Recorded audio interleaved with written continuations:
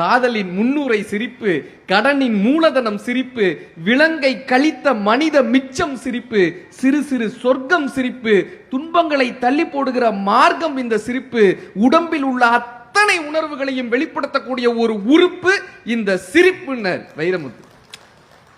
சிரிக்கவே மாட்டானே, ஏதாவது ஒன்று சொன்னா அப்படி முறைச்சு பார்ப்பானுங்க, ஏதோ சந்திரமுகி படம் பார்க்குற மாதிரி அவ்வளவு முறைச்சு.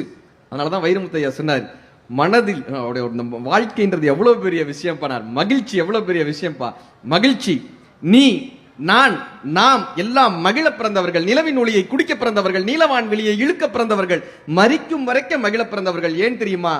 ஒரு ஆணின் பெண்ணின் மகிழ்ச்சியில் பிறந்தவர்கள். மகிழ்ச்சி இல்லையே அலைகள் கொண்டு ஜலரந்தம் பாடுமா கடல், இடிகள் கொண்டு தம்பட்டம் தட்டுமா வானம், வீட்டிற்கு திரும்பி வருமா வெளியூர் சென்ற காற்று, உதிர்ந்து உதிர்ந்து இலைகள் உதிர்ந்து நலிந்து நலிந்து வெயிலின் நலிந்து அளந்து அளந்து கொழுந்து எழுந்து சித்திரை மாதம் தாவர வர்க்கம் முத்திரை காட்டி முகிழ்ப்பதெல்லாம் மகிழ்ச்சி மகிழ்ச்சி மகிழ்ச்சினர்.